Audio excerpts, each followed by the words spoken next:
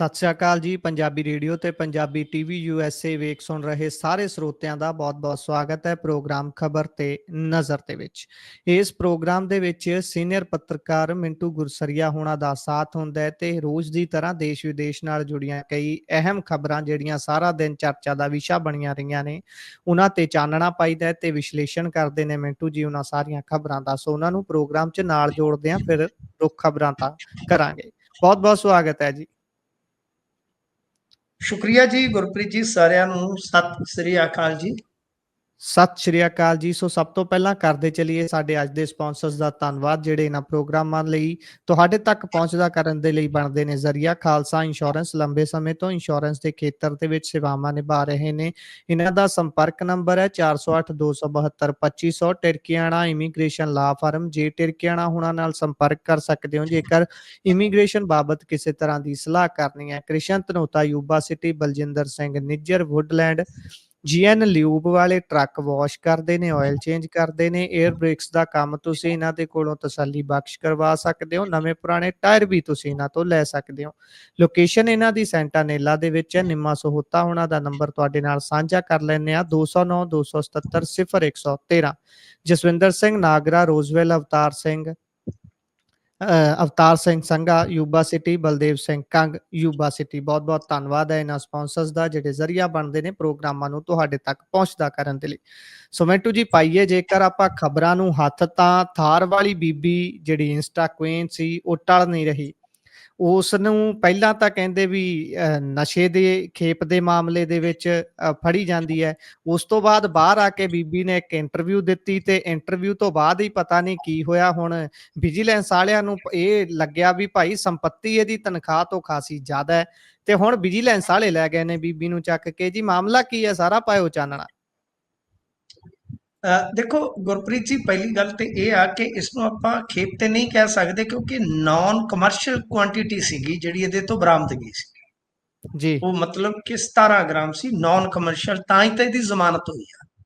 ਇੱਥੇ ਮਿੰਟੂ ਜੀ ਇੱਥੇ ਵੀ ਚਾਨਣਾ ਪਾਈ ਦਿਓ ਕਿ ਕਮਰਸ਼ੀਅਲ ਕਦੋਂ ਹੋ ਜਾਂਦੀ ਹੈ ਤੇ ਕੋਲ ਰੱਖਣ ਯੋਗ।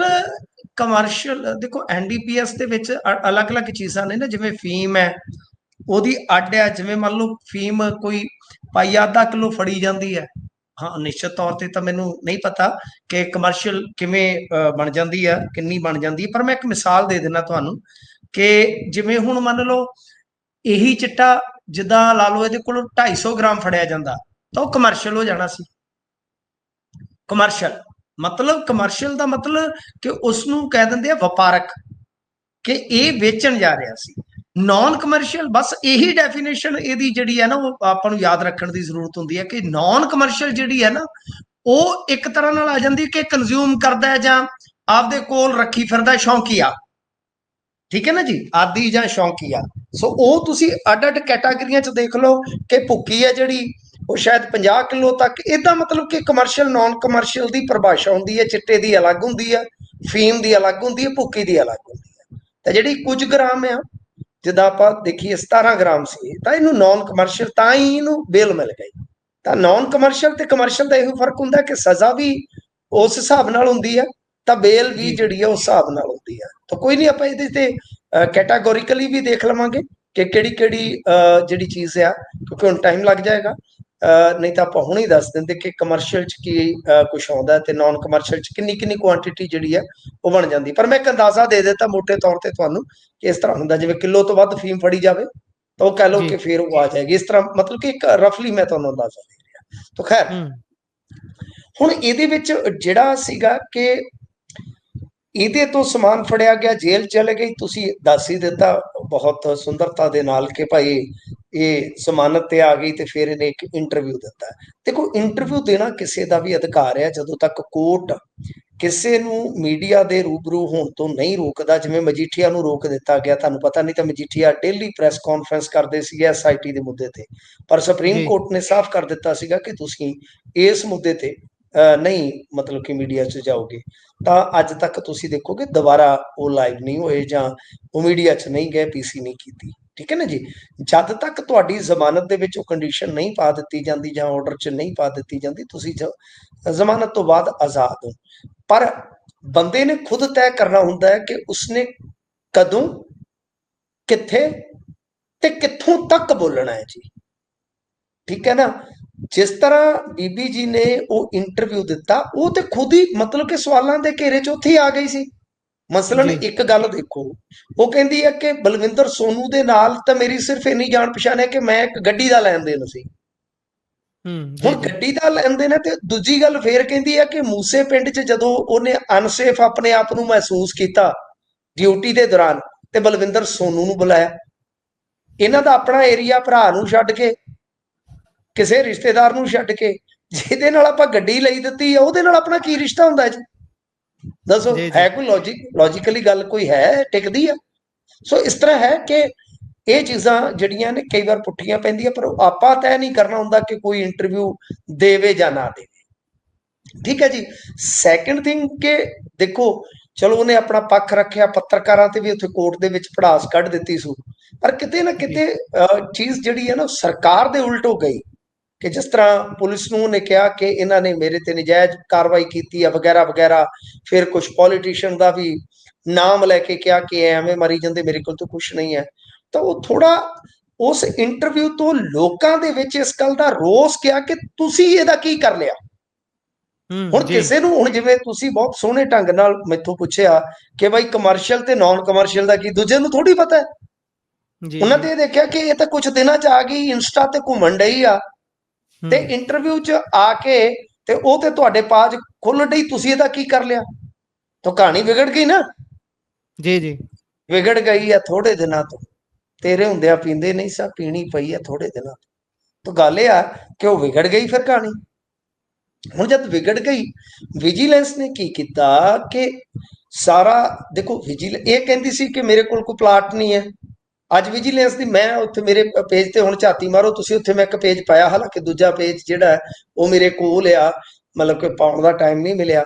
2 ਪੰਨਿਆਂ ਦਾ ਉਹ ਸਾਨੂੰ ਨਾ ਦੁਪਹਿਰ ਤੱਕ ਹੀ ਮਿਲ ਗਿਆ ਸੀਗਾ, ਜਦੋਂ ਹਾਲੇ ਜੀ ਤੱਕ ਇਹਦੀ ਜਾਇਦਾਦ ਜਿਹੜੀ ਆ ਨਾ ਇਹਨਾਂ ਨੇ ਨਹੀਂ ਸੀ ਕੀਤੀ ਗਈ ਅਸੀਜ਼।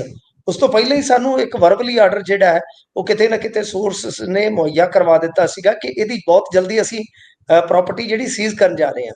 ਤਾਂ ਉਹਦੇ ਵਿੱਚ ਜੇ ਤੁਸੀਂ ਦੇਖੋਗੇ ਤਾਂ ਹੁਣ ਮੈਂ ਤੁਹਾਨੂੰ ਆਪ ਵੀ ਦੱਸ ਦਿੰਦਾ ਕਿ ਕੀ ਕੁਛ ਆ। ਜੀ ਕਿ ਇਹ ਕਹਿੰਦੀ ਹੈ ਕਿ ਮੇਰੇ ਕੋਲ ਤੇ ਰੋਲੈਕਸ ਦੀ ਘੜੀ ਹੈ ਹੀ ਨਹੀਂ, ਲੋਕ ਐਵੇਂ ਮਾਰਦੇ ਆ। ਜੀ ਰੋਲੈਕਸ ਵਾਚ 1 ਲੱਖ ਦਾ ਉਹਦਾ ਮੁੱਲ ਪਾਇਆ ਗਿਆ ਜੀ ਵਿਜੀਲੈਂਸ ਨੇ। ਇਟ ਮੀਨ ਕਿ ਬੀਬੀ ਉੱਥੇ ਵੀ ਝੂਠ ਬੋਲ ਰਹੀ ਹੈ। ਹਾਂ ਠੀਕ ਹੈ, 10 ਲੱਖ 50 ਲੱਖ ਕੀਮਤ ਉਹ ਜੋ ਕਹੀ ਜਾਂਦੇ ਆ ਉਹ ਤੇ ਨਹੀਂ ਹੈ, ਪਰ ਰੋਲੈਕਸ ਵਾਚ ਲਿਸਟ ਦੇ ਵਿੱਚ ਲਿਖਿਆ ਹੋਇਆ। ਠੀਕ ਹੈ ਜੀ। ਫਿਰ ਜੇ ਤੁਸੀਂ ਦੇਖੋਗੇ, ਇਹ ਬੀਬੀ ਕਹਿੰਦੀ ਸੀਗੀ ਕਿ ਇਹ ਹੈ ਵह ਹੈ, ਮੇਰੇ ਕੋਲ ਪਲਾਟ ਨਹੀਂ ਹੈ। ਇਹਨਾਂ ਜੀ ਨੇ ਜਿਹੜੀ ਇਹਨਾਂ ਦੀ ਡ੍ਰੀਮ ਸਿਟੀ ਬਠਿੰਡਾ ਹੈ, ਉੱਥੇ 120 ਸਕੁਅਰ ਗਜ਼ ਦਾ 18,12,000 ਦੀ ਕੀਮਤ ਵਾਲਾ ਪਲਾਟ ਜਿਹੜਾ ਹੈ ਉਹ ਲੱਭਿਆ ਵਿਜੀਲੈਂਸ ਨੇ। ਜੀ ਠੀਕ ਹੈ। ਇਹ ਤੁਹਾਨੂੰ ਮੈਂ ਹੋਰ ਦੱਸ ਦੇਵਾਂ, ਇਹ ਕਲੈਕਟਰ ਰੇਟ ਹੈ। ਉਦਾਂ ਮਾਰਕੀਟ ਦੇ ਵਿੱਚ ਰੇਟ ਇਹਨੂੰ ਤੁਸੀਂ ਆਪਾਂ ਰਜਿਸਟਰੀ ਕਰਵਾਉਨੇ, ਆਪਾਂ ਨੂੰ ਪਤਾ ਹੈ ਨਾ, ਆਪਾਂ ਵਾਈਟ ਦੇ ਵਿੱਚ ਦਿੰਨੇ 9 ਲੱਖ ਕਲੈਕਟ ਰੇਟ, ਤੇ ਬਾਕੀ ਕੈਸ਼ ਹਾਂਜੀ ਦੇ ਦਿੰਨੇ ਅਗਲੇ ਨੂੰ। ਸੱਚ ਇਹੀ ਆ ਨਾ, ਪਰ ਜੀ ਰਜਿਸਟਰੀ ਤੇ ਜੀ 18-20 ਲੱਖ ਦੀ ਹੁੰਦੀ ਹੈ ਕਿੱਲੇ ਦੀ, 25 ਲੱਖ ਦੀ, ਤਾਂ ਕਲੈਕਟਰ ਰੇਟ ਦਿੰਨੇ ਆਪਾਂ 9 ਲੱਖ, ਤਾਂ ਉਸੇ ਹਿਸਾਬ ਨਾਲ ਇਹ ਕਰ ਲਓ ਮਈਅਰ। ਜੀ ਫਿਰ ਵਿਰਾਟ ਗ੍ਰੀਨ ਬਠਿੰਡਾ 217 ਵਰਗ ਗਜ ਦਾ 99 ਲੱਖ ਰੁਪਏ ਦੀ ਕੀਮਤ ਵਾਲਾ ਘਰ ਹੈ ਜੀ। ਫਿਰ ਥਾਰ ਜਿਹਦੇ ਤੇ ਜੀ ਪਟਾਕੇ ਪਏ, ਤੁਹਾਨੂੰ ਪਤਾ ਹੀ ਆ, 14 ਲੱਖ ਦੀ ਕੀਮਤ ਉਹਦੀ ਗਿਣੀ ਗਈ ਆ। ਬੁਲਟ ਮੋਟਰਸਾਈਕਲ 1,70,000 ਦਾ।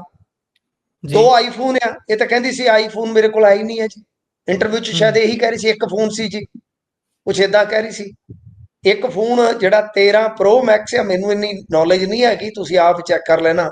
ਇੱਕ ਕੋਈ ਆਈਫੋਨ SE ਹੈ, ਕੁਛ ਇਸ ਜੀ ਤਰ੍ਹਾਂ ਦਾ ਜੀ। ਤੋਂ ਵੀਵੋ ਇੱਕ ਵੀਵੋ ਆ ਜਾਂਦਾ ਹੈ, ਜਿੱਦਾਂ ਆਪਾਂ ਕਹਿ ਲਈਏ ਸਮਾਰਟਫੋਨ ਦੇ ਵਿੱਚ। ਜੀ ਸੋ ਇਹ ਸਾਰਾ ਕੁਛ ਆ ਟੋਟਲ, ਜੇ ਤੁਸੀਂ ਦੇਖੋਗੇ ਵੈਲਿਊ ਬਣੀ 1,35,39,588 ਰੁਪਏ 53 ਪੈਸਿਆਂ ਦੀ। ਜੀ ਤਾਂ ਜਿਹੜੀ ਹੁਣ ਇਹ ਕੈਲਕੂਲੇਸ਼ਨ ਹੁੰਦੀ ਆ, ਉਹਤੇ ਬਾਅਦ ਜਿਹੜੀ ਆਮਦਨ ਆ ਫਿਰ ਵਿਜੀਲੈਂਸ ਹੋ ਗਿਣਦੀ ਹੈ ਕਿ ਤੁਹਾਡੀ ਟੋਟਲ ਆਮਦਨ ਇੰਨੀ ਆ, ਤਾਂ ਉਹਦਾ ਵਿਚਲਾ ਜਿਹੜਾ ਗੈਪ ਹੈ ਉਹਦਾ ਜਵਾਬ ਦੇ ਦਿਓ ਬਸ। ਤਾਂ ਮੁਲਾਜ਼ਮ ਉੱਥੇ ਫਸ ਜਾਂਦਾ। ਇਹ ਇੱਕ ਦਾ ਨਹੀਂ, ਇਹਦਾ ਨਹੀਂ ਹੈ ਇਹ ਬਹੁਤ ਸਾਰੇ ਮੁਲਾਜ਼ਮਾਂ ਦਾ ਕਿੱਸਾ ਹੈ ਕਿ ਜਦੋਂ ਕੋਈ ਫਸ ਗਿਆ ਉਹ ਇਹੋ ਜਿਹੇ ਚੱਕਰਵਿਊਹ ਚੋਂ ਨਿਕਲਦਾ ਬਹੁਤ ਘੱਟ ਆ। ਸੋ ਇਸ ਕਰਕੇ ਜੀ ਇਹ ਅੱਜ ਸ਼ਾਮ ਤੱਕ ਇਹਨੂੰ ਜਦੋਂ ਕੋਰਟ 'ਚ ਪੇਸ਼ ਕੀਤਾ ਗਿਆ ਤੇ ਇਹਦੀ ਜਿਹੜੀ ਪ੍ਰਾਪਰਟੀ ਹੈ ਉਸ ਨੂੰ ਸੀਜ਼ ਦੇ ਵੀ ਆਰਡਰ ਜਿਹੜੀ ਹੈਗੀ ਹੈ ਨਾ ਅਥਾਰਟੀ, ਸਮਰੱਥ ਅਥਾਰਟੀ ਇਹਨਾਂ ਦੀ ਹੈ ਦਿੱਲੀ ਉਹ ਹੈਗਾ, ਤਾਂ ਉਹਦੇ ਤੋਂ ਕਿਤੇ ਨਾ ਕਿਤੇ ਪ੍ਰਵਾਨਗੀ ਲੈਣ ਤੋਂ ਬਾਅਦ ਹੀ ਇਹ ਸਟੈਪ ਚੁੱਕੇ ਜਾਂਦੇ ਆ, ਅਟੈਚ ਕੀਤੀ ਜਾਂਦੀ ਆ ਪ੍ਰਾਪਰਟੀ। ਤਾਂ ਇਹਦੀ ਪ੍ਰਾਪਰਟੀ ਜਿਹੜੀ ਆ ਉਹ ਹੁਣ ਕਹਿ ਲਓ ਕਿ ਸਰਕਾਰ ਨੇ ਉਹਦੀ ਨਾ ਸਿਰਫ ਨਿਸ਼ਾਨਦੇਹੀ ਕੀਤੀ ਆ ਬਲਕਿ ਨਾਲ ਉਹਨਾਂ ਨੇ ਸੀਜ਼ ਕਰਕੇ ਰੱਖ ਵੀ ਦਿੱਤੀ ਆ। ਇਹਦਾ ਮਤਲਬ ਇਹ ਆ ਕਿ ਜੇ ਸ਼ਾਇਦ ਚੁੱਪ ਰਹਿੰਦੀ, ਹੁਣ ਮੈਂ ਨਹੀਂ ਕਹਿੰਦਾ ਕਿ ਇੰਟਰਵਿਊ ਕਿਉਂ ਦਿੱਤੀ ਆ, ਪਰ ਜੀ ਮੇਰਾ ਜੀ ਮੰਨਣਾ ਹੈ ਉਹ ਕਹਿੰਦਾ ਜੇ ਮਨਸੂਰ ਨਾ ਬੋਲਦਾ ਤੇ ਸੂਲੀ ਕਾਹਨੂੰ ਚੜਦਾ। ਜੀ ਤਾਂ ਗੱਲ ਇਹ ਆ ਕਿ ਕਈ ਵਾਰ ਤੁਹਾਨੂੰ ਪਤਾ ਹੀ ਆ ਨਾ, ਸਮੇਂ ਤੇ ਆਂਦੇ ਹੁੰਦੇ ਲੰਬੀ ਜੀਭ ਤੇ ਛੇਤੀ ਮੌਤ ਆ, ਕਹਾਵਤ ਆ ਸਿਆਣਿਆਂ ਦੀ। ਤਾਂ ਕਈ ਵਾਰ ਬੰਦਾ ਇਹੋ ਜਿਹੇ ਕਦਮ ਚੁੱਕ ਜਾਂਦਾ ਜਿਹਦੇ ਨਾਲ ਹੁੰਦੀ ਆ। ਮੈਂ ਤੁਹਾਨੂੰ ਦੱਸਿਆ ਕਿ ਇੰਟਰਵਿਊ ਦੇਣ ਤੋਂ, ਇੰਟਰਵਿਊ ਕਰਨ ਤੋਂ ਕੋਈ ਨਹੀਂ ਰੋਕ ਸਕਦਾ ਕਿਸੇ ਨੂੰ, ਜਦੋਂ ਤੱਕ ਕੋਰਟ ਦਾ ਕੋਈ ਪਾਬੰਦੀਸ਼ੁਦਾ ਆਰਡਰ ਨਾ ਹੋਵੇ। ਪਰ ਬੰਦੇ ਨੇ ਕੀ ਬੋਲਣਾ, ਉਹਦੀ ਟਾਈਮਿੰਗ ਕੀ ਆ, ਉਹ ਸਭ ਕੁਝ ਤੈਅ ਕੀਤਾ ਜਾਂਦਾ ਹੈ। ਤਾਂ ਇਸ ਇੰਟਰਵਿਊ ਦਾ ਜਿਹੜਾ ਨਕਾਰਾਤਮਕ ਪੱਖ ਇਹ ਨਿਕਲਿਆ ਕਿ ਲੋਕਾਂ ਨੇ ਰੌਲਾ ਚੁੱਕ ਦਿੱਤਾ ਕਿ ਤੁਸੀਂ ਇਸ ਬੀਬੀ ਦਾ ਕੀ ਕਰ ਲਿਆ। ਤਾਂ ਫਿਰ ਕਿਉਂਕਿ ਸਾਰੀ ਮੈਜ਼ਰਮੈਂਟ ਤੇ ਤਕਰੀਬਨ ਹੋਈ ਸੀ, ਸਾਰਾ ਕੁਝ ਵਿਜੀਲੈਂਸ ਨੇ ਕਰ ਰੱਖਿਆ ਸੀ, ਉਹ ਜਿਵੇਂ ਹੀ ਉਹਨਾਂ ਦਾ ਫਾਹ ਪਿਆ ਫਿਰ ਉਹਨਾਂ ਨੇ ਫੱਟਾ ਚੱਕ ਦਿੱਤਾ ਹੈ ਜੀ। ਜੀ ਸੋ ਉਧਰ ਕਹਿੰਦੇ ਅੱਜ ਵੀ ਬੀਬੀਐਮਬੀ ਵਾਲੇ ਮੁੱਦੇ ਤੇ ਸੁਪਰੀਮ ਕੋਰਟ 'ਚ ਸੁਣਵਾਈ ਹੋਈ ਹੈ, ਤੇ ਕੀ ਕੋਈ ਫੈਸਲਾ ਆਇਆ ਜਾਂ ਹਾਲੇ ਅਗਲੀ ਤਰੀਕ ਪੈ ਗਈ ਹੈ? ਕੀ ਬਣਿਆ, ਪਾਇਓ ਚਾਨਣਾ ਜ਼ਰਾ, ਕਿਉਂਕਿ ਇੱਧਰ ਤਾਂ ਕਹਿ ਕੇ ਗਲੇ ਫਾੜ ਲਏ ਨੇ ਇਹਨਾਂ ਨੇ ਵੀ ਪਾਣੀਆਂ ਦਾ ਰਾਖਾ ਨਵਾਂ ਪੈਦਾ ਹੋ ਗਿਆ। ਜਿੱਦਾਂ ਪਹਿਲਾਂ ਉਹ ਦੂਸਰੇ ਕੀ ਕਹਿੰਦੇ ਕੈਪਟਨ ਸਾਹਿਬ ਕਹਿੰਦੇ ਹੁੰਦੇ ਸੀ ਵੀ ਲੈ ਵੀ ਪਾਣੀਆਂ ਦਾ ਰਾਖਾ ਤਾਂ ਮੈਂ ਆ। ਸਾਡੇ ਕੋਲ 5-7 ਤੇ ਪਾਣੀਆਂ ਦੇ ਰਾਖੇ ਆ, ਠੀਕ ਹੈ ਜੀ। ਪੰਜਾਬ ਬਚਾਉਣ ਵਾਲਿਆਂ ਦੀ ਸਾਡੇ ਕੋਲ ਫੌਜ ਆ। ਫਿਰ ਜਿਹੜੇ ਕਹਿੰਦੇ ਸੀ ਅਸੀਂ ਸਰਜਰੀ ਕਰ ਸਕਦੇ ਪੰਜਾਬ ਦੀ, ਅਸੀਂ ਇਹਨੂੰ ਠੀਕ ਕਰ ਦਿਆਂਗੇ, ਇਹੋ ਜਿਹੇ ਦਰਜਨ ਕੇ 2 ਦਰਜਨ ਤੇ ਸਾਡੇ ਕੋਲ ਸਿਵਲ ਸਰਜਨ ਤੁਰੇ ਫਿਰਦੇ ਆ। ਤਾਂ ਮਤਲਬ ਕਿ ਸਾਡੇ ਕੋਲ ਬਹੁਤ ਵੱਡੇ ਵੱਡੇ ਤੋਪਚੀ ਪਏ ਨੇ, ਬਹੁਤ ਵੱਡੇ ਵੱਡੇ ਮਹਾਰਥੀ ਪਏ ਆ, ਪਰ ਇਹਨਾਂ ਚੋਂ ਕੰਮ ਕੋਈ ਨਹੀਂ ਆਉਂਦਾ। ਇਹ ਸਾਰੇ ਕਹਿ ਲੋ ਕਿ ਚਿੱਟੇ ਹਾਥੀ ਆ, ਬਾ ਸ਼ਕਾ ਸ਼ਿਕਾਈ ਕਰਕੇ ਮੇਲਾ ਦੇਖ ਕੇ ਤੁਰਦੇ ਬਣਦੇ ਆ ਆਪੋ ਆਪਣੇ ਹਿਸਾਬ ਕਿਤਾਬ ਦੇ ਨਾਲ। ਪਾਣੀਆਂ ਦਾ ਰਾਖਾ ਹੁਣ ਕਿਤੇ ਉਹ ਤੇ ਨਿਕਲਦਾ ਹੀ ਨਹੀਂ ਗਰਮੀ 'ਚ, ਏਸੀ 'ਚੋਂ ਤੇ ਨਿਕਲਦਾ ਹੀ ਨਹੀਂ, ਉਹਨੂੰ ਤੇ ਸਾਹ ਚੜ ਜਾਂਦਾ ਜੀ ਬੋਲਦੇ ਆ। ਤਾਂ ਮਤਲਬ ਕਿ ਕਿਹੜੀਆਂ ਪਾਣੀ ਦੀਆਂ ਰਾਖੀਆਂ ਸਰ, ਕਿਹੜੇ ਪਾਣੀਆਂ ਦੇ ਰਾਖੇ। ਅੱਛਾ ਗੱਲ ਇਹ ਆ ਕਿ ਅੱਜ ਬਹਿਸ ਪੂਰੀ ਹੋਈ ਹੈ ਸੁਪਰੀਮ ਕੋਰਟ ਦੇ ਵਿੱਚ। ਸੁਪਰੀਮ ਕੋਰਟ ਨੇ ਫੈਸਲਾ ਸੁਰੱਖਿਅਤ ਰੱਖ ਲਿਆ। ਸੁਰੱਖਿਅਤ ਰੱਖਣ ਦਾ ਮਤਲਬ ਕਿ ਤੁਕ ਇਹ ਹੁੰਦਾ ਹੈ ਕਿ ਗੁਰਪ੍ਰੀਤ ਜੀ ਕਿਸੇ ਵੇਲੇ ਵੀ ਫੈਸਲਾ ਕੋਰਟ ਜਿਹੜੀ ਹੈ ਉਹ ਸੁਣਾ ਸਕਦੀ ਹੈ। ਤੇ ਇਸ ਦਰਮਿਆਨ ਹਰਿਆਣਾ ਸਰਕਾਰ ਨੇ ਦਲੀਲ ਦਿੱਤੀ ਹੈ ਕਿ ਕੇਂਦਰ ਅਤੇ ਹਰਿਆਣਾ ਨੇ ਬਹਿਸ ਦੇ ਦੌਰਾਨ ਜੋ ਸਾਂਝੇ ਰੂਪ ਚ ਕਿਹਾ ਕਿ ਪੰਜਾਬ ਵੱਲੋਂ ਜੋ ਪਟੀਸ਼ਨ ਦੇ ਵਿੱਚ ਮੁੱਦੇ ਉਠਾਏ ਗਏ ਆ ਤੇ ਅੱਜ ਤੱਕ ਉਹਨਾਂ ਵੱਲੋਂ ਇਹ ਕਦੇ ਨਹੀਂ ਉਠਾਏ ਗਏ, ਠੀਕ ਹੈ ਜੀ। ਇਸ ਦੌਰਾਨ ਵੀ ਮਤਲਬ ਕਿ ਅਪੀਲ ਜਿਹੜੀ ਇਹਨਾਂ ਦੀ ਪਾਈ ਹੋਈ ਹੈ ਪਟੀਸ਼ਨ ਪੰਜਾਬ ਦੀ, ਤਾਂ ਉਹਦੇ ਤੇ ਇਹਨਾਂ ਨੇ ਜਿਹੜੀ ਦਲੀਲ ਦਿੱਤੀ ਹੈ ਕਿ ਪੰਜਾਬ ਵੱਲੋਂ ਜਿਹੜੇ ਮੁੱਦੇ ਚੁੱਕੇ ਅੱਜ ਤੱਕ ਇਹਨਾਂ ਨੇ ਕੇਂਦਰ ਜਾਂ ਹਰਿਆਣੇ ਦੇ ਨਾਲ ਕਦੇ ਵੀ ਇਸ ਤਰ੍ਹਾਂ ਦੇ ਮਾਮਲੇ ਸਾਂਝੇ ਨਹੀਂ ਕੀਤੇ ਜੀ। ਤੇ ਉਧਰ ਪੰਜਾਬ ਨੇ ਵੀ ਮੁੱਦਾ ਚੁੱਕਿਆ, ਉਹਦੇ ਤੇ ਉਹਨਾਂ ਨੇ ਮਤਲਬ ਇਹ ਕਿਹਾ ਕਿ ਬੀਬੀਐਮਬੀ ਅਤੇ ਹਰਿਆਣਾ ਸਰਕਾਰ ਨੇ ਗੁੰਮਰਾਹ ਕੀਤਾ ਹੈ। ਪੰਜਾਬ ਸਰਕਾਰ ਨੇ ਇਸ ਮਾਮਲੇ ਦੇ ਵਿੱਚ ਜਿਹੜੀ ਕਹਿ ਲਓ ਕਿ ਰਿਵਿਊ ਪਟੀਸ਼ਨ ਪਾਈ ਆ, ਉਹਦੇ ਚ ਤਰਕ ਦਿੱਤਾ ਗਿਆ ਕਿ ਜਦੋਂ ਇਸ ਮਾਮਲੇ ਦੀ ਸੁਣਵਾਈ ਹਾਈ ਕੋਰਟ ਦੇ ਵਿੱਚ ਹੋਈ ਤਾਂ ਕੇਂਦਰ ਅਤੇ ਹਰਿਆਣਾ ਸਰਕਾਰ ਵੱਲੋਂ ਤੱਥ ਜਿਹੜੇ ਉਹ ਲੁਕਾ ਲਏ ਗਏ। ਤੇ ਉਹਦੇ ਚ ਕਿਹਾ ਗਿਆ ਕਿ 28 ਅਪ੍ਰੈਲ ਨੂੰ ਬੀਬੀਐਮਬੀ ਦੇ ਪਾਣੀ ਦੇ ਮੁੱਦੇ ਤੇ ਜੋ ਮੀਟਿੰਗ ਹੋਈ ਸੀਗੀ ਉਹਦੇ ਚ ਕੋਈ ਹੱਲ ਨਹੀਂ ਨਿਕਲਿਆ। ਇਸ ਤੋਂ ਬਾਅਦ ਹਰਿਆਣਾ ਸਰਕਾਰ ਨੇ ਬੀਬੀਐਮਬੀ ਦੇ ਚੇਅਰਮੈਨ ਨੂੰ ਪੱਤਰ ਲਿਖ ਦਿੱਤਾ ਤੇ ਹਰਿਆਣਾ ਦੇ ਸੀਐਮ ਨਾਇਬ ਸੈਣੀ ਨੇ ਕੇਂਦਰੀ ਮੰਤਰੀ ਮਨੋਹਰ ਲਾਲ ਖੱਟਰ ਨੂੰ ਪੱਤਰ ਭੇਜ ਦਿੱਤਾ ਤੇ ਫਿਰ ਬੀਬੀਐਮਬੀ ਦੇ ਚੇਅਰਮੈਨ ਨੇ ਮਾਮਲਾ ਕੇਂਦਰ ਨੂੰ ਭੇਜ ਦਿੱਤਾ।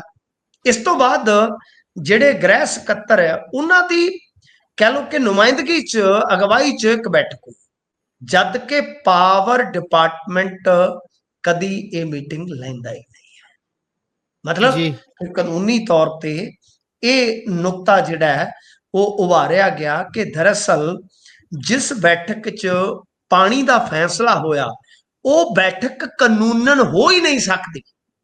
ਇਹ ਬਹੁਤ ਕਹਿ ਲਓ ਕਿ ਇਹਨਾਂ ਦਾ ਪਾਏਦਾਰ ਮੁੱਦਾ ਹੈ ਜੇ ਇਹ ਟਿਕ ਜਾਂਦਾ ਹੈ। ਤੇ ਇਸ ਤੋਂ ਇਲਾਵਾ CISF ਦੀ ਜਿਹੜੀ ਤੈਨਾਤੀ ਆ ਉਹਦੇ ਵਿੱਚ ਵੀ ਕਿਤੇ ਨਾ ਕਿਤੇ ਹੁਣ ਪੇਚ ਫਸ ਗਿਆ ਨਾ। ਪਹਿਲਾਂ ਤੇ ਪਾਣੀ ਦਾ ਮੁੱਦਾ ਸੀ, ਹੁਣ CISF ਦੀ ਤੈਨਾਤੀ ਦਾ ਵੀ ਮੁੱਦਾ ਹੈ।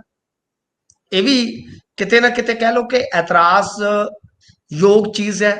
ਮੁੱਖ ਮੰਤਰੀ ਜੀ ਪਿਛਲੇ ਦਿਨੀ ਜਿਹੜੀ ਨੀਤੀ ਆਯੋਗ ਦੀ ਬੈਠਕ ਸੀ ਉਹਦੇ ਵਿੱਚ ਇਹ ਮੁੱਦਾ ਚੁੱਕ ਚੁੱਕੇ ਆ। ਸੋ ਇਹ ਦੇਖਣਾ ਹੋਏਗਾ ਕਿ ਜੋ ਫੈਸਲਾ ਆਇਆ ਜਿਸ ਨੂੰ ਕਹਿ ਲਓ ਕਿ ਰਿਵਿਊ ਪਟੀਸ਼ਨ ਦੇ ਵਜੋਂ ਚੈਲੰਜ ਕੀਤਾ ਗਿਆ, ਉਹਦੇ 'ਚ ਇਹ ਨੁਕਤਾ ਪੰਜਾਬ ਵੱਲੋਂ ਪੇਸ਼ ਕਰ ਦਿੱਤਾ ਗਿਆ ਕਿ ਦਰਅਸਲ ਕੀ ਆ ਕਿ ਜਿਸ ਬੈਠਕ 'ਚ ਜਿਸ ਮੀਟਿੰਗ 'ਚ ਫੈਸਲਾ ਲਿਆ ਗਿਆ ਉਹ ਹੀ ਅਧਿਕਾਰਤ ਤੌਰ ਤੇ ਠੀਕ ਨਹੀਂ ਸੀ।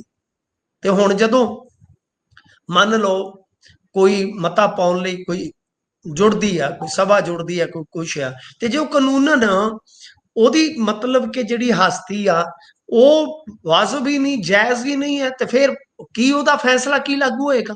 ਸੋ ਪਹਿਲਾਂ ਤੇ ਇਸ ਗੱਲ ਤੇ ਬਹਿਸ ਹੋਏਗੀ ਕਿ ਕੀ ਉਹ ਸੰਵਿਧਾਨਕ ਤੌਰ ਤੇ ਜਾਇਜ਼ ਸੀ, ਅਧਿਕਾਰਤ ਤੌਰ ਤੇ ਠੀਕ ਸੀ। ਉਹ ਤੋਂ ਬਾਅਦ ਹੀ ਫਿਰ ਹੁਣ ਸੁਪਰੀਮ ਕੋਰਟ ਜੋ ਫੈਸਲਾ ਦੇਵੇਗੀ ਉਹਦੇ ਮੁਤਲਕ ਹੀ ਦਿੱਤਾ ਜਾਏਗਾ। ਜੀ ਜੀ ਸੋ ਵੇਖਾਂਗੇ ਬਣਦਾ ਕੀ ਹੈ। ਤੇ ਉਧਰ ਕਹਿੰਦੇ ਕਾਉਂਸਲਰ ਦੇ ਸੂਤਰਾਂ ਦਾ ਐਨਕਾਊਂਟਰ ਹੋਇਆ ਜੀ, ਇਹ ਮਾਮਲਾ ਕੀ ਹੈ ਤੇ ਕਿੱਥੋਂ ਦਾ? ਦੇਖੋ ਗੱਲ ਇਹ ਆ ਕਿ ਜੋ ਇਹ ਮਾਮਲਾ ਹੈ ਜੰਡਿਆਲਾ ਗੁਰੂ ਦਾ, ਇਸ ਮਾਮਲੇ ਦੇ ਵਿੱਚ ਦੁਖਦ ਪਹਿਲੂ ਇਹ ਆ ਕਿ ਇੱਕ ਕਾਉਂਸਲਰ ਆ ਹਰਜਿੰਦਰ ਭਲਵਾਨ, ਉਹਨੂੰ ਗੋਲੀਆਂ ਨਾਲ ਭੁੰਨ ਦਿੱਤਾ ਜਾਂਦਾ ਜਦੋਂ ਕਿਸੇ ਸਮਾਗਮ 'ਚ, ਸ਼ਾਦੀ ਸਮਾਗਮ 'ਚ, ਕੇਰੋਕਾ ਸਮਾਗਮ 'ਚ ਗਿਆ ਹੋਇਆ ਸੀ। ਜੀ ਉਸ ਤੋਂ ਬਾਅਦ ਸਿਆਸਤ ਵੀ ਭਖਦੀ ਆ। ਅਕਾਲੀ ਕਾਉਂਸਲਰ ਪਹਿਲਾਂ ਹੀ ਸ਼ਾਇਦ ਕਾਂਗਰਸੀ ਸੀ ਜੇ ਮੈਂ ਗਲਤ ਨਹੀਂ ਹਾਂ, ਤੇ ਫਿਰ ਅਕਾਲੀਆਂ 'ਚ ਸ਼ਾਮਲ ਹੋ ਗਿਆ ਸੀ।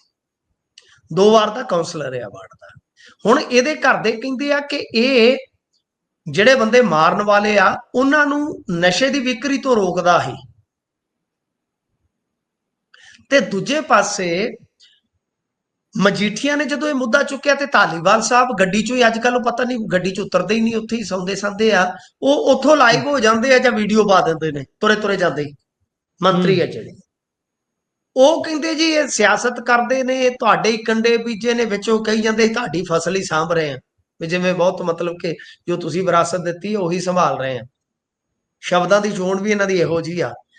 ਖੈਰ ਉਹ ਕਹਿੰਦੇ ਕਿ ਸਿਆਸਤ ਨਾ ਕਰੋ ਜੀ, ਇਹ ਗਰੁੱਪਿਜ਼ਮ ਆ, ਫਲਾਂ ਆ, ਟਮਕਾ ਆ, ਪਰ ਜੋ ਵੀ ਆ ਬੰਦਾ ਤੇ ਮਰਿਆ।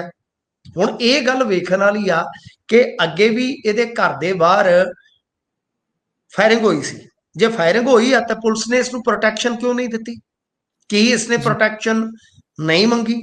ਜੇ ਮੰਗੀ ਹੈ ਤਾਂ ਕਿਉਂ ਨਹੀਂ ਦਿੱਤੀ ਗਈ? ਸਵਾਲ ਕਈ ਨੇ। ਪਰ ਉਸ ਤੋਂ ਬਾਅਦ ਹੋਇਆ ਕਿ ਜਦੋਂ ਇਹ ਮਾਮਲਾ ਹਾਈ ਪ੍ਰੋਫਾਈਲ ਬਣ ਗਿਆ, ਇਹਦੇ ਤੇ ਕੁਝ ਸਿਆਸੀ ਬਿਆਨਬਾਜ਼ੀਆਂ ਵੀ ਹੋਈਆਂ। ਫਿਰ ਉਸ ਤੋਂ ਬਾਅਦ ਖਬਰ ਆ ਗਈ ਜੀ, ਖਬਰ ਇਹ ਆ ਗਈ ਕਿ ਇਹਨਾਂ ਦਾ ਚਵਾਲ ਰੋਡ ਤੇ, ਯਾਨੀ ਜਿਹੜੇ ਸ਼ੂਟਰ ਸੀਗੇ, ਕਿਉਂਕਿ 2 ਬੰਦੇ ਇਸ ਮਾਮਲੇ 'ਚ ਪਹਿਲਾਂ ਫੜੇ ਹੋਏ ਸੀਗੇ। ਗੁਰਪ੍ਰੀਤ ਜੀ, ਇਹ ਵੀ ਬੜਾ ਇੰਟਰਸਟਿੰਗ ਹੋ ਜਾਂਦਾ ਨਾ ਮਾਮਲਾ, ਕਿ ਇਹਦੇ ਵਿੱਚ ਜਦੋਂ ਫਾਇਰਿੰਗ ਹੋਈ ਪਹਿਲਾਂ 2 ਬੰਦੇ ਇਹਨਾਂ ਨੇ ਫੜੇ ਸੀ।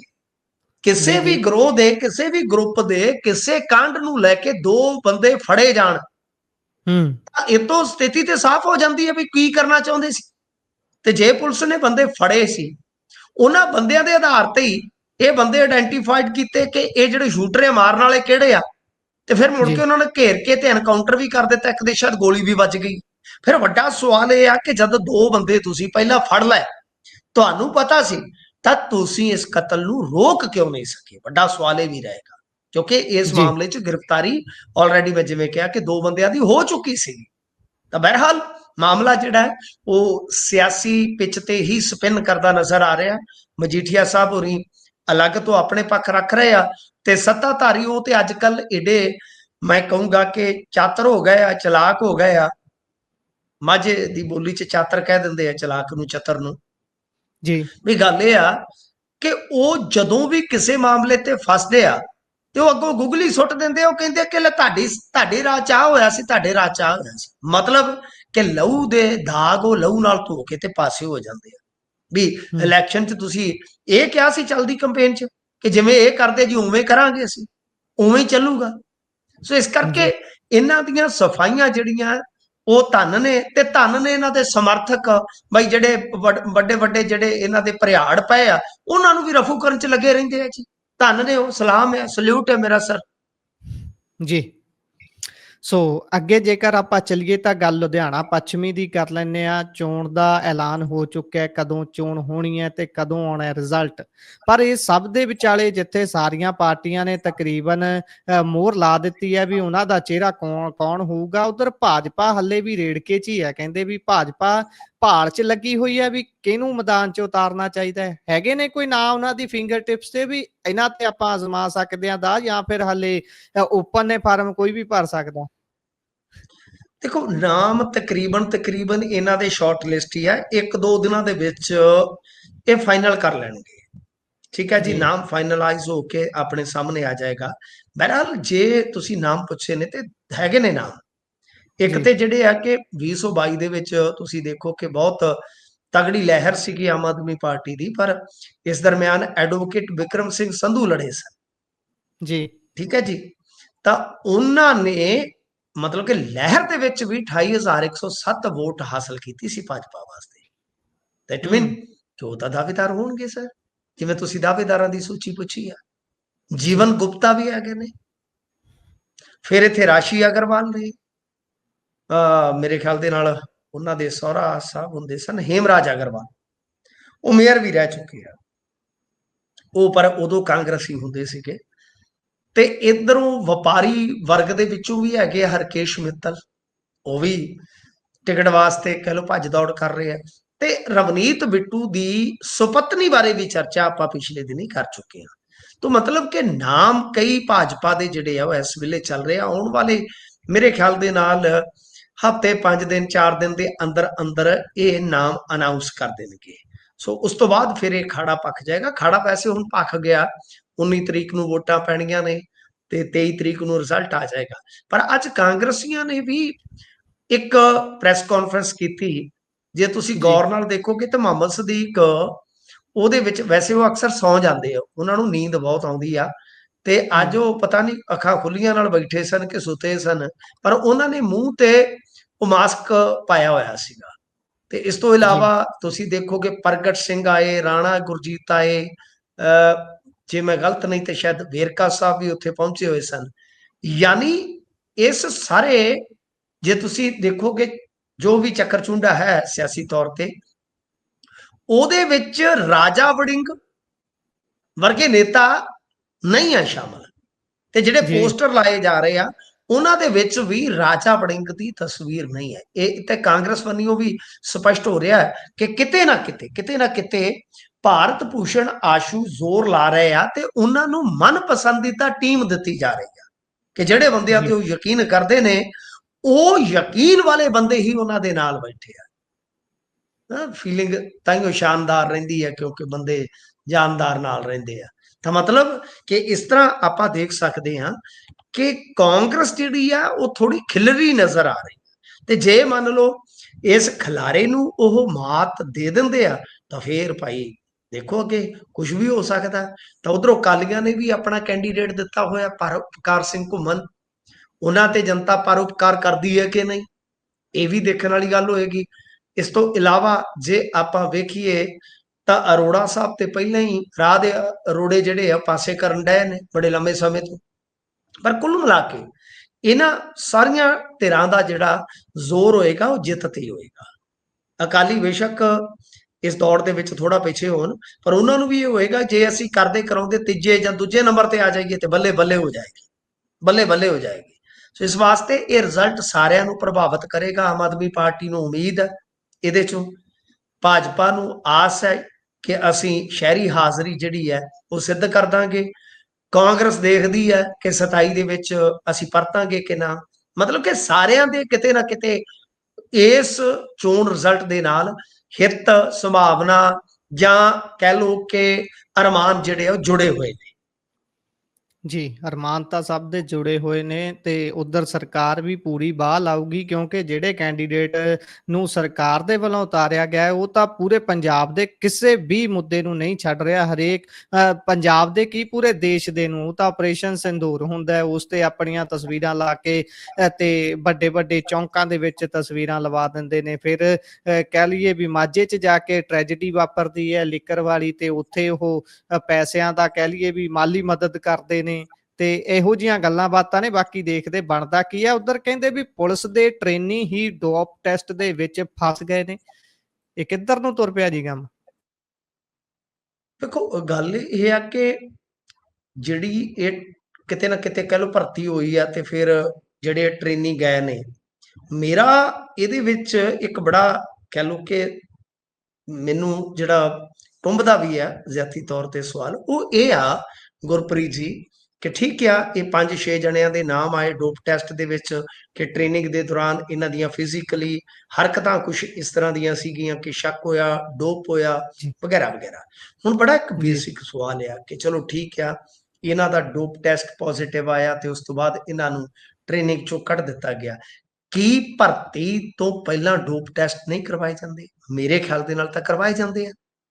ਜੇ ਉਹ ਡੋਪ ਟੈਸਟ ਹੁੰਦੇ ਆ ਤਾਂ ਫਿਰ ਉੱਥੇ ਨੈਗੇਟਿਵ ਕਿੱਦਾਂ ਆਏ? ਜੇ ਉੱਥੇ ਨੈਗੇਟਿਵ ਸੀ ਤੇ ਟ੍ਰੇਨਿੰਗ ਦੇ ਦੌਰਾਨ ਪੋਜ਼ਿਟਿਵ ਕਿੱਦਾਂ ਹੋ ਗਏ? ਕਿਉਂਕਿ ਉੱਥੇ ਤੇ ਜੀ ਕੋਈ ਆਮ ਬੰਦਾ ਜਾ ਹੀ ਨਹੀਂ ਸਕਦਾ ਟ੍ਰੇਨਿੰਗ ਸੈਂਟਰ 'ਚ ਬਾਹਰੋਂ। ਤੇ ਜੇ ਨਹੀਂ ਹੋਏ ਜਾਂ ਕਹਿ ਲਓ ਕਿ ਸਕੈਮ ਦੇ ਨਾਲ ਉਹ ਨੈਗੇਟਿਵ ਆਏ ਨੇ, ਇਹ ਵੀ ਜਾਂਚ ਪੜਤਾਲ ਦਾ ਵਿਸ਼ਾ ਹੈ। ਮੈਂ ਇਸ ਕਰਕੇ ਕਹਿ ਰਿਹਾ ਕਿ ਫਿਲੌਰ ਅਕੈਡਮੀ ਦੇ ਵਿੱਚ ਅੱਗੇ ਇਸ ਤਰ੍ਹਾਂ ਦਾ ਇੱਕ ਸਰ ਰੈਕਟ ਨਕਾਬ ਬੇਨਕਾਬ ਹੋ ਚੁੱਕਾ ਹੈ। ਜਦੋਂ ਇੱਕ ਹੌਲਦਾਰ ਕੋਮਾ 'ਚ ਚਲਾ ਗਿਆ ਸੀ, ਫਿਰ ਬਾਅਦ 'ਚ ਪਤਾ ਲੱਗਿਆ ਕਿ ਉਸ ਰੈਕਟ ਨੇ ਅੰਦਰ ਸਪਲਾਈ ਚੇਨ ਬਣਾ ਰੱਖੀ ਸੀਗੀ। ਬਹੁਤ ਸਾਰੇ ਜਿਹੜੇ ਮੁਲਾਜ਼ਮ, ਕਿਉਂਕਿ ਟ੍ਰੇਨਿੰਗ ਬਹੁਤ ਹਾਰਡ ਹੁੰਦੀ ਹੈ ਗੁਰਪ੍ਰੀਤ ਜੀ, ਬੱਸ ਹੋ ਜਾਂਦੀ ਹੈ ਬੰਦੇ ਦੀ, ਤਾਂ ਜੀ ਉੱਥੇ ਜੀ ਥੋੜਾ ਲੈ ਲਾ ਕਰਦਿਆਂ ਕਿ ਇਹਨਾਂ ਨੇ ਉੱਥੇ ਤਨਖਾਹਾਂ ਤੇ ਲੋਨ ਚੁਕਾ ਦਿੱਤੇ ਸਨ ਮੁਲਾਜ਼ਮਾਂ ਨੂੰ। ਐਡਾ ਤਕੜਾ ਜੀ ਨੈਕਸਸ ਸੀਗਾ। ਸੋ ਇਸ ਵਾਸਤੇ ਮੇਰੇ ਖਿਆਲ ਦੇ ਨਾਲ ਇਹ ਕੱਲਾ ਮਸਲਾ ਜਿਹੜਾ ਉਹ ਢੱਕਣ ਵਾਲਾ ਨਹੀਂ ਹੈ ਕਿ ਟ੍ਰੇਨੀ ਜਿਹੜੇ ਆ ਜੀ ਪੋਜ਼ਿਟਿਵ ਆ ਗਏ ਇਹਨਾਂ ਨੂੰ ਕੱਢ ਦਿੱਤਾ। ਨਹੀਂ, ਇਹ ਸਪਸ਼ਟ ਕਰਨਾ ਚਾਹੀਦਾ ਕਿ ਭਰਤੀ ਤੋਂ ਪਹਿਲਾਂ ਡੋਪ ਟੈਸਟ ਨਹੀਂ ਸਨ ਹੋਏ। ਜੇ ਨਹੀਂ ਕੋਈ ਇਸ ਤਰ੍ਹਾਂ ਦਾ ਹੈ ਤਾਂ ਉਹ ਲਾਗੂ ਕਰਨਾ ਚਾਹੀਦਾ। ਜੇ ਹੋਏ ਆ ਤਾਂ ਫਿਰ ਉਦੋਂ ਨੈਗੇਟਿਵ ਆ ਕੇ ਹੁਣ ਪੋਜ਼ਿਟਿਵ ਕਿਵੇਂ ਆ ਗਏ? ਕਿਉਂਕਿ ਉਹ ਤਾਂ ਘਰੇ ਗਏ ਨਹੀਂ ਹੋਣੇ। ਸੋ ਕਈ ਸਵਾਲ ਨੇ, ਬਾਕੀ ਦੇਖਦੇ ਆ ਕੀ ਬਣਦਾ। ਪਰ ਸਾਡਾ ਕੰਮ ਹੈ ਸਵਾਲ ਚੁੱਕੀਏ ਤੇ ਵਾਜਬ ਸਵਾਲ ਹੋਣੇ ਚਾਹੀਦੇ ਆ, ਜੈਨੂਅਲ ਸਵਾਲ ਹੋਣੇ ਚਾਹੀਦੇ ਆ, ਪਰ ਜਵਾਬ ਮਿਲਦੇ ਕਿ ਨਹੀਂ ਮਿਲਦੇ ਉਹ ਤੇ ਇਹਨਾਂ ਤੇ ਨਿਰਭਰ ਹੈ ਨਾ ਜੀ। ਜੀ ਜੀ ਸੋ ਵੇਖਦੇ ਆ ਇਹ ਬਣਦਾ ਕੀ ਪਰਤਾਂ ਖੁੱਲਦੀਆਂ ਨੇ। ਪਰ ਅੱਗੇ ਚਲੀਏ ਤਾਂ ਉਧਰ ਕਹਿੰਦੇ ਨਿਤਿਸ਼ ਦੀ ਨਾਰਾਜ਼ਗੀ ਵਾਇਰਲ ਹੋਈ ਹੈ। ਦੇਖੋ ਇੱਕ ਤੇ ਹੈਗੀ ਸੀ ਨਾ ਨੀਤੀ ਆਯੋਗ ਦੀ ਬੈਠਕ, ਜਿਹਦੇ ਵਿੱਚ ਆਪਾਂ ਵੇਖਿਆ ਵਾ ਕਿ ਸੂਬਿਆਂ ਦੇ ਮੁੱਖ ਮੰਤਰੀ ਜਾ ਕੇ ਮਿਲੇ ਸਨ, ਮਾਨ ਵੀ ਮਿਲੇ ਸਨ। ਉਹਨਾਂ ਦੀ ਇੱਕ ਫੋਟੋ ਨੂੰ ਲੈ ਕੇ ਟ੍ਰੋਲ ਕੀਤਾ ਜਾ ਰਿਹਾ, ਹਾਲਾਂਕਿ ਮੈਂ ਉਹਨਾਂ ਚੀਜ਼ਾਂ 'ਚ ਨਹੀਂ ਪੈਂਦਾ ਹੁੰਦਾ, ਮੇਰੀ ਰਾਏ ਜੀ ਵੱਖਰੀ ਆ। ਤਾਂ ਕਹਿਣ ਦਾ ਮਤਲਬ ਇਹ ਆ ਕਿ ਉਸ ਤੋਂ ਬਾਅਦ ਇੱਕ ਮੀਟਿੰਗ ਸੀਗੀ ਪ੍ਰਧਾਨ ਮੰਤਰੀ ਜੀ ਦੇ ਨਾਲ, ਜਿਹੜੇ ਸੂਬਿਆਂ 'ਚ ਜੋ ਐਨਡੀਏ ਗੱਠਜੋੜ ਦੇ ਮੁੱਖ ਮੰਤਰੀ ਜਾਂ ਉਪ ਮੁੱਖ ਮੰਤਰੀ ਨੇ ਉਹਨਾਂ ਦੀ। ਜੀ ਉਸ ਮੀਟਿੰਗ ਦੇ ਵਿੱਚ ਕੀ ਹੁੰਦਾ ਆ ਕਿ ਨਿਤਿਸ਼ ਦੀ ਇੱਕ ਵੀਡੀਓ ਵਾਇਰਲ ਹੁੰਦੀ ਆ, ਜਿਹਦੇ ਵਿੱਚ ਉਹ ਕੁਝ ਕਹਿੰਦੇ ਨਜ਼ਰ ਆ ਰਹੇ ਨੇ ਮੋਦੀ ਸਾਹਿਬ ਨੂੰ, ਤੇ ਮੋਦੀ ਸਾਹਿਬ ਇਹ ਗੱਲ ਸੁਣ ਕੇ ਅਸਹਿਜ ਮਹਿਸੂਸ ਕਰਦੇ ਨੇ। ਉਸ ਤੋਂ ਬਾਅਦ ਹਲਕੇ ਹਲਕੇ ਕਦਮਾਂ ਦੇ ਨਾਲ ਨਿਤਿਸ਼ ਮਹਿਫਲ ਚੋਂ ਨਿਕਲ ਜਾਂਦੇ ਨੇ।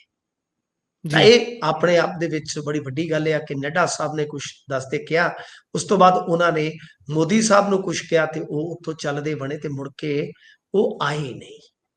ਇਹ ਇੱਕ ਬੜੀ ਵੱਡੀ ਗੱਲ ਆ। ਤੇ ਦੂਜੇ ਪਾਸੇ ਦੱਸਦੇ ਆ ਕਿ ਨੀਤੀ ਆਯੋਗ ਦੀ ਬੈਠਕ 'ਚ ਵੀ ਸ਼ਾਇਦ ਇਹਨਾਂ ਦੀ ਹਾਜ਼ਰੀ ਨਹੀਂ। ਚਲੋ ਦੇਖੋ ਗੱਲ ਇਹ ਆ ਕਿ ਨਿਤਿਸ਼ ਵਾਲੇ ਮਾਮਲੇ ਦੇ ਵਿੱਚ ਕੁਝ ਚੀਜ਼ਾਂ ਸਾਫ਼ ਨੇ। ਨਿਤਿਸ਼ ਦਾ ਮੁੰਡਾ ਤੇ ਪਹਿਲਾਂ ਹੀ ਮੰਗ ਕਰ ਚੁੱਕਾ ਹੈ ਕਿ ਭਾਈ ਸਾਨੂੰ ਮੁੱਖ ਮੰਤਰੀ ਐਲਾਨੋ, ਕਿਉਂਕਿ ਆਧਾਰ ਤੇ ਸਾਡਾ। ਦੂਜੇ ਪਾਸੇ ਇਹਨਾਂ ਦੀ ਪਾਰਟੀ ਨਿਤਿਸ਼ ਹੋਰਾਂ ਦੀ ਟਿਕਟਾਂ ਮੰਗਦੀ ਆ 122, ਕਿ 50% ਟਿਕਟਾਂ ਸਾਨੂੰ ਦੇ ਦਿਓ ਤੇ ਬਾਕੀ ਤੁਸੀਂ ਚਾਹੇ ਉਹ ਚਿਰਾਗ ਪਾਸਵਾਨ ਆ ਚਾਹੇ ਕੋਈ ਹੋਰ ਆ, ਉਹ ਤੁਹਾਡੇ ਅਲਾਈਡ, ਤੁਸੀਂ ਉਹਨਾਂ ਨੂੰ ਆਪੇ ਸੈੱਟ ਕਰੋ। ਜੀ ਇਹੀ ਰੇੜਕਾ ਹੈ। ਭਾਜਪਾ ਟਿਕਟਾਂ ਇਹਨਾਂ ਨੂੰ ਬਹੁਤ ਘੱਟ ਦੇਣੀਆਂ ਚਾਹੁੰਦੀ ਆ, ਤਾਂ ਕਿ ਇਹਨਾਂ ਦੀਆਂ ਸੀਟਾਂ ਜਿਹੜੀਆਂ ਉਹ ਇੱਕ ਤੇ ਘੱਟ ਰਹਿਣ ਤੇ ਦੂਜਾ ਇਹਨਾਂ ਨੂੰ ਹਰਾ ਦਿੱਤਾ ਜਾਵੇ ਕੁਝ ਖਾਸ ਸੀਟਾਂ ਤੇ। ਤਾਂ ਕਿ ਨਿਤਿਸ਼ ਮੁੱਖ ਮੰਤਰੀ ਦੇ ਦਾਅਵੇਦਾਰੀ ਚੋਂ ਬਾਹਰ ਹੋ ਜਾਵੇ।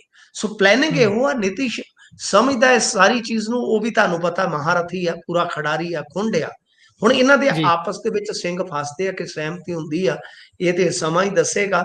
ਪਰ ਬਿਹਾਰ ਦੀ ਰਾਜਨੀਤੀ ਦੇ ਵਿੱਚ ਕਾਫੀ ਉਤਲ ਪੁਤਲ ਹੈ। ਉਧਰ ਲਾਲੂ ਨੇ ਆਪਦਾ ਮੁੰਡਾ ਹੀ ਜਿਹੜਾ ਉਹ ਸਿਆਸੀ ਤੌਰ ਤੇ ਬਦਖਲ ਕਰ ਦਿੱਤਾ। ਉਹਦੀਆਂ ਚੋਲ ਜੀ ਮੋਲ ਦੀਆਂ ਕੁਛ ਤੁਹਾਨੂੰ ਪਤਾ ਵੀਡੀਓਜ਼ ਨਸ਼ਰ ਹੋ ਗਈਆਂ।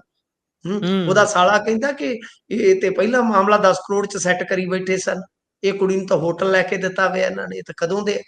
ਤੇ ਉਹ ਜਿਹੜਾ ਹੁੰਦਾ ਸੀਗਾ ਇਹਨਾਂ ਦਾ ਦਰੋਗਾ ਰਾਮ, ਉਹਦੀ ਜੀ ਪੋਤਰੀ ਇਹਦੇ ਹਲ ਵਿਆਹੀ ਸੀ ਨਾ, ਐਸ਼ਵਰੀਆ, ਜੀ ਜੀ ਉਹ ਫਿਰ ਛੱਡ ਛੁੱਡ ਕੇ ਚਲੇ ਗਈ ਸੀ ਇਹਨੂੰ, ਤੇਜ ਪ੍ਰਤਾਪ ਨੂੰ। ਕਈ ਵਾਰ ਯਬਲੀਆਂ ਜੀਆਂ ਵੀ ਬਹੁਤ ਮਾਰਦਾ ਇਹ। ਤੇ ਜੀ ਜੀ ਉਹ ਇਹਦਾ ਸਾਲਾ ਸਾਧੂ ਯਾਦਵ ਹੈ ਨਾ ਜਿਹੜਾ ਲਾਲੂ ਦਾ, ਉਹ ਕਾਫੀ ਕੁਝ ਦੱਸਣ ਡਿਆ ਸੀਗਾ। ਕਹਿੰਦਾ ਇੱਕ ਤੇ ਅੱਜ ਦਾ ਇਹਨਾਂ ਨੂੰ ਪਤਾ ਸਾਰਾ, ਕਹਿੰਦੇ ਹੁਣ ਵੀਡੀਓ ਵਾਇਰਲ ਹੋ ਗਈ ਹੈ ਤੇ ਬਈ ਇਹ ਸਾਰਾ ਕੁਝ ਕਾਰਵਾਈ ਕਰ ਦਿੱਤੀ ਹੈ। ਤੇ ਦੂਸਰੇ ਪਾਸੇ ਹੋਰ ਇੱਕ ਲੀਡਰ ਉੱਥੋਂ ਦਾ ਬੋਲਣ ਡਿਆ ਸੀਗਾ, ਉਹ ਕਹਿੰਦਾ ਕਿ ਇਹ ਕੋਈ ਇਹਨੇ ਬਲਾਤਕਾਰ ਥੋੜੀ ਕੀਤਾ ਸੀਗਾ ਵਿਚਾਰੇ ਨੇ, ਤਾਂ ਕੋਈ ਸਹਿਮਤੀ ਵਾਲਾ ਮਸਲਾ ਸੀ, ਇਹਨੂੰ ਕਿਉਂ ਕੱਢ ਦਿੱਤਾ। ਪਰ ਪੂਰੀ ਹਲਚਲ ਹੈ ਜੀ ਉਸ ਚੀਜ਼ ਨੂੰ। ਜੀ। ਸੋ ਉਧਰ ਕਹਿੰਦੇ ਇੱਕ ਸੀਆਰਪੀਐਫ ਦਾ ਜਵਾਨ ਹੀ ਜਸੂਸੀ ਦੇ ਮਾਮਲੇ 'ਚ ਫੜਿਆ ਗਿਆ। ਇਹ ਵੇਖੋ ਗੁਰਪ੍ਰੀਤ ਜੀ, ਕਾਫੀ ਗ੍ਰਿਫਤਾਰੀਆਂ ਹੋ ਗਈਆਂ ਆਲਮੋਸਟ ਮੇਰੇ ਖਿਆਲ ਦੇ ਨਾਲ, ਤੇ ਹੁਣ 20 ਦੇ ਕਰੀਬ ਅੰਕੜਾ ਹੋ ਗਿਆ ਹੋਣਾ। ਜੀ ਜੋ ਆਪਰੇਸ਼ਨ ਸਿੰਦੂਰ ਉਪਰੰਤ ਗ੍ਰਿਫਤਾਰੀਆਂ ਦਾ ਸਿਲਸਿਲਾ ਚੱਲਿਆ, ਤੇ ਇਹਦੇ ਵਿੱਚ ਆਪਾਂ ਅੱਗੇ ਦੇਖਿਆ ਇੱਕ ਮੋਚੀ, ਇੱਕ ਛਾਉਣੀ ਚੋਂ ਦਰਜੀ, ਇਸ ਤਰ੍ਹਾਂ ਗ੍ਰਿਫਤਾਰੀਆਂ ਹੋਈਆਂ ਨੇ ਕੁਝ ਮਿਲਟਰੀ ਦੇ ਨਾਲ ਜੁੜੀਆਂ ਵੀ। ਤਾਂ ਇੱਧਰ ਐਨਆਈਏ ਨੇ ਅੱਜ ਦਿੱਲੀ ਤੋਂ ਸੀਆਰਪੀਐਫ ਦੇ ਜਵਾਨ ਨੂੰ, ਜਿਹਦਾ ਨਾਮ ਮੋਤੀਰਾਮ ਜਾਟ ਹੈ, ਉਸ ਨੂੰ ਗ੍ਰਿਫਤਾਰ ਕੀਤਾ। ਹੁਣ ਇਹਦੀ ਜਗ੍ਹਾ ਤੇ ਕੋਈ ਮੁਸਲਿਮ ਹੁੰਦਾ ਤੇ ਬੜਾ ਰੌਲਾ ਪੈਣਾ ਸੀਗਾ। ਉਹਦੀਆਂ ਬੜੀਆਂ ਜੀ ਤੁਹਾਨੂੰ ਪਤਾ ਹੀ ਹੈ ਨਾ, ਟਕਾ ਟਕਾ ਕੇ ਇਹਨਾਂ ਨੇ ਮੰਜੀਆਂ ਠੋਕਣੀਆਂ ਸੀ। ਖੈਰ ਦੱਸਦੇ ਆ ਕਿ ਇਹਦੇ ਕੋਲ ਕੁਝ ਮਤਲਬ ਕਿ ਜਾਣਕਾਰੀਆਂ ਸੀ ਜੋ ਗਾਂ ਇਹ ਸਾਂਝੀਆਂ ਕਰਦਾ ਸੀਗਾ ਐਨਆਈਏ ਦੇ ਮੁਤਾਬਕ, ਕਿ 23 ਚ ਪਾਕਿਸਤਾਨ ਖੁਫੀਆ ਅਧਿਕਾਰੀ ਜਿਹੜੇ ਹੁੰਦੇ ਪੀਆਈਓ, ਉਹਨਾਂ ਦੇ ਨਾਲ ਇਹ ਕੋਈ ਨੈਸ਼ਨਲ ਸਿਕਿਉਰਿਟੀ ਨਾਲ ਜੁੜਿਆ ਮਸਲਾ ਜਿਹੜਾ ਉਹ ਸ਼ੇਅਰ ਕਰ ਰਿਹਾ ਸੀਗਾ 2023 ਤੋਂ। ਤਾਂ ਖੈਰ ਇਹਨੂੰ ਪੈਸੇ ਵੀ ਮਿਲੇ ਨੇ। ਇਹ ਆਪਣੇ ਆਪ ਦੇ ਵਿੱਚ ਹੁਣ ਗੁਰਪ੍ਰੀਤ ਜੀ ਇੱਕ ਬਹੁਤ ਵੱਡਾ ਸਵਾਲ ਖੜਾ ਹੋ ਜਾਏਗਾ। ਸਮਾਂ ਥੋੜਾ ਹੈ, ਜੀ ਮੈਂ ਇਸ ਨੂੰ ਮੁਖਤਸਰ ਅਰਜ਼ ਕਰ ਦੇਣਾ ਕਿ ਭਾਈ 2014 ਤੋਂ ਬਾਅਦ ਤਾਂ ਤੁਹਾਨੂੰ ਪਤਾ ਮੋਦੀ ਕਾਲ ਸ਼ੁਰੂ ਹੁੰਦਾ ਹੈ। ਇਸ ਵੇਲੇ ਜੀ ਅੰਮ੍ਰਿਤ ਕਾਲ ਚੱਲ ਰਿਹਾ ਹੈ। ਧਰਮ ਆਧਾਰਿਤ ਰਾਸ਼ਟਰਵਾਦਤਾ ਇਸ ਵੇਲੇ ਚਰਮ ਤੇ ਹੈ ਅਤੇ ਕਹਿ ਸਕਦੇ ਹਾਂ ਕਿ ਸਿਖਰ ਛੂਹ ਚੁੱਕੀ ਆ। ਫਿਰ ਜੀ ਇਸ ਜੀ ਦੌਰ ਦੇ ਵਿੱਚ ਇੰਨੇ ਜਾਸੂਸ ਨਿਕਲ ਰਹੇ ਨੇ, ਔਰ ਹਿੰਦੂ ਜਾਸੂਸ ਨਿਕਲ ਰਹੇ ਨੇ, ਜਿਨ੍ਹਾਂ ਨੂੰ ਸਭ ਤੋਂ ਜ਼ਿਆਦਾ ਰਾਸ਼ਟਰਵਾਦਤਾ ਦੀ ਘੁੱਟੀ ਪਿਲਾਈ ਜਾ ਰਹੀ ਹੈ। ਇਹ ਆਪਣੇ ਆਪ ਦੇ ਵਿੱਚ ਬੜਾ ਕਹਿ ਲਓ ਕਿ ਗੁੰਝਲਦਾਰ ਸਵਾਲ ਹੈ ਐਸਾ, ਕਿ ਇੱਥੋਂ ਤੱਕ ਚਲੋ ਧਰਮ ਨੂੰ ਵੀ ਛੱਡ ਦਈਏ, ਬਈ ਕਦੇ 에ਅਰ ਫੋਰਸ ਚੋਂ ਆ ਜਾਂਦਾ, ਕਦੇ ਸੀਆਰਪੀਐਫ ਚੋਂ, ਯਾਨੀ ਤੁਸੀਂ ਦੇਖਿਆ ਹੋਣਾ ਆਪਣੇ ਪੰਜਾਬ ਚ ਵੀ ਆਇਆ ਸੀ ਮਾਮਲਾ, ਉਹਦੇ ਚ ਵੀ ਜੀ ਆਰਮੀ ਦਾ ਜਵਾਨ ਸੀਗਾ, ਸਪਾਈਨ ਚ ਗ੍ਰਿਫਤਾਰ ਕੀਤਾ ਗਿਆ ਸੀ। ਤਾਂ ਕਹਿਣ ਦਾ ਮਤਲਬ ਇਹ ਆ ਕਿ ਇਹ ਸਾਰਾ ਕੁਝ ਜਿਹੜਾ ਕਿਉਂ ਇਦਾਂ ਹੋ ਰਿਹਾ, ਕਿਉਂ ਇਦਾਂ ਹੋ ਰਿਹਾ, ਟਾਈਮ ਤੇ ਜਿਹੜੀ ਸਾਡੀ ਮਿਲਟਰੀ ਦੀ ਇੰਟੈਲੀਜੈਂਸੀ ਆ ਉਹ ਇਹਨਾਂ ਨੂੰ ਇੰਟਰਸੈਪਟ ਕਿਉਂ ਨਹੀਂ ਕਰਦੀ, ਇਹ ਵੀ ਇੱਕ ਬਹੁਤ ਵੱਡਾ ਕਹਿ ਲਓ ਕਿ ਸਵਾਲ ਰਹੇਗਾ ਜੀ। ਜੀ। ਸੋ ਇਸੇ ਦੇ ਨਾਲ ਪ੍ਰੋਗਰਾਮ ਦਾ ਸਮਾਂ ਇੱਥੇ ਸਮਾਪਤ ਹੁੰਦਾ ਹੈ। ਸੋ ਮਿੰਟੂ ਜੀ ਤੁਸੀਂ ਜੁੜੇ ਜਾਣਕਾਰੀਆਂ ਸਾਂਝੀਆਂ ਕੀਤੀਆਂ, ਬਹੁਤ ਬਹੁਤ ਧੰਨਵਾਦ ਜੀ। ਸਤਿ ਸ਼੍ਰੀ ਅਕਾਲ। ਸਤਿ ਸ੍ਰੀ ਅਕਾਲ ਜੀ। ਸੋ ਇਹ ਸਨ ਸਾਡੇ ਨਾਲ ਮਿੰਟੂ ਗੁਰਸਰੀਆ ਜੀ, ਜਿਨ੍ਹਾਂ ਨੇ ਵੱਖ-ਵੱਖ ਖਬਰਾਂ ਤੇ ਪਾਇਆ ਚਾਨਣਾ। ਕਿਵੇਂ ਲੱਗਿਆ ਤੁਹਾਨੂੰ ਪ੍ਰੋਗਰਾਮ? ਤੁਸੀਂ ਆਪਣੇ ਵਿਚਾਰ ਰਹੇ ਟਿੱਪਣੀਆਂ ਸਾਡੇ ਨਾਲ ਸਾਂਝਾ ਕਰ ਸਕਦੇ ਹੋ। ਜੁੜੇ ਰਹੋ ਪੰਜਾਬੀ ਰੇਡੀਓ ਤੇ ਪੰਜਾਬੀ ਟੀਵੀ ਯੂਐਸਏ ਦੇ ਨਾਲ, ਕਿਉਂਕਿ ਪ੍ਰੋਗਰਾਮਾਂ ਦੀ ਲਗਾਤਾਰਤਾ ਇਸੇ ਤਰ੍ਹਾਂ ਦੇ ਨਾਲ ਬਰਕਰਾਰ ਰਹੇਗੀ। ਮੈਨੂੰ ਦਿਓ ਇਜਾਜ਼ਤ। ਧੰਨਵਾਦ। ਸਤਿ ਸ਼੍ਰੀ ਅਕਾਲ।